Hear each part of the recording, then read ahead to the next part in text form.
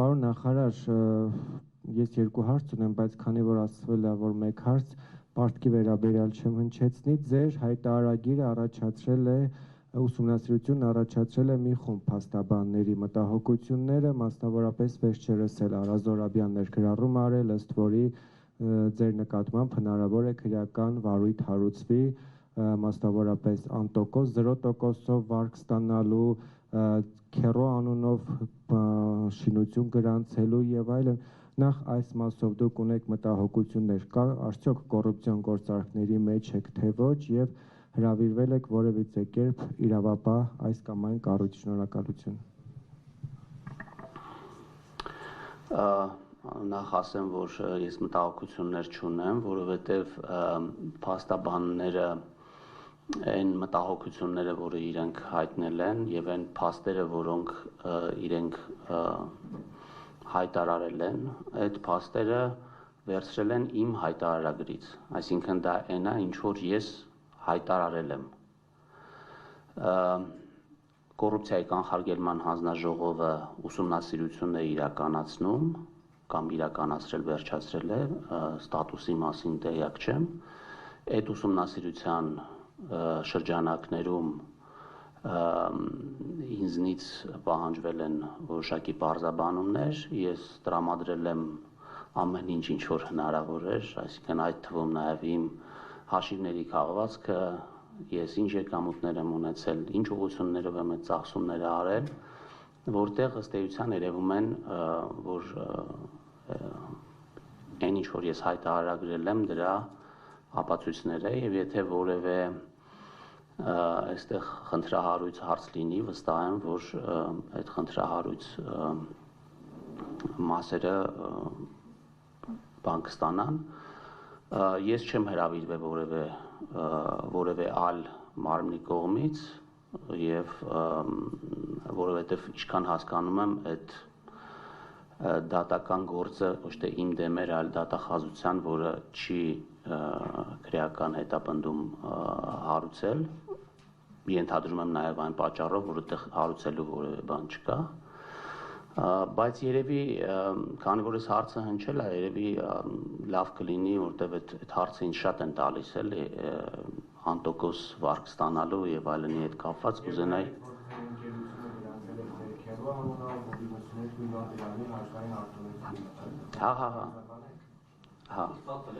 Հարգելի գործընկերներ, խնդրում եմ։ Հիմա կասեմ։ Իրական պատմությունը իրականում հետեւյալն է, երբ որ 20 թվականին պատերազմից հետո մի խումբ ընկերներով որոշեցինք, որ մենք այսպիսի մի տեխնոլոգիական պարկ ենք ուզում հիմնադրել, որը կմեծացներ Հայաստանի այսպես զինվածությունը տարբեր բարձր տեխնոլոգիական մշակումներ անելու ուղղությամբ որոշեցինք այսպիսի բան հիմնադրել եւ իմ ընկերներից մեկը որպես իր մասնակցություն այդ գործընթացում պարտքով այդ գումարը, այսինքն այդ գումարը ներդրեց այս գործի մեջ, որը ձևակերպեց որպես պարտք եւ որոշվեց, որ ես պետք է լինեմ, ես պետք է ղեկավարեմ այդ ընկերությունը եւ այս ամբողջ պատմությունը, հետո իհարկե 21 թվականի օգոստոսին, երբ որ կառավարությունը որոշեց, որ ես պետք է ստանձնեմ ֆինանսների փոխնախարարի պաշտոնը, ես ստանձնեցի այդ պաշտոնը, երբ որ արդեն պարզ էր, որ ես այլևս այդ գործունեությամբ չեմ կարող զբաղվել, ուղղակի այդ պարտքը եւ այդ ընկերությունը ես փոխանցեցի երրորդ անձի եւ այդ ընկերությունը, որքանով տեղյակ եմ, արդեն այդ ներդրման ամբողջ ծավալը իրականացվել է եւ արդեն գործունեություն է իրականացնում։ Ինչ վերաբերվում է արտոնություն ստանալուն, ապա ճիշտ ասած ես տեղյակ էլ չեմ եղել այդ արտոնության պատմության հետ կապված, այսինքն այդ ընկերությունը սարքավորումներ ներմուծելուց ինչպես բազմաթիվ այլ ընկերություններ,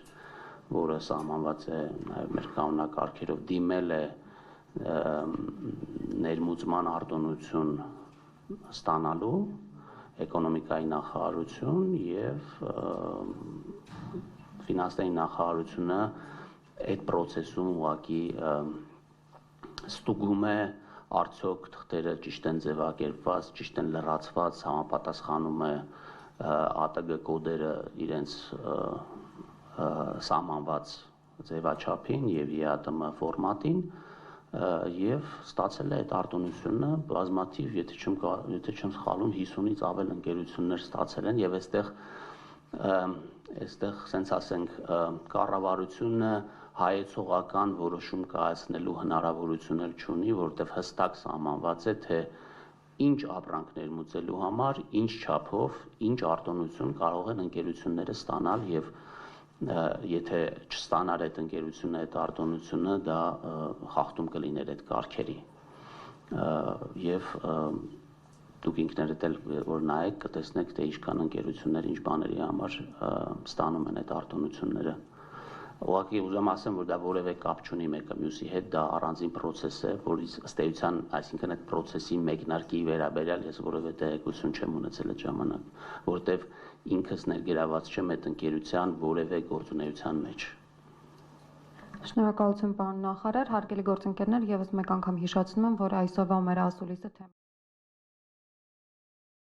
կառավարման քաղաքականության եւ նոր թողարկված Եվրապարտատոմսերի մասին անջան խնդրում եմ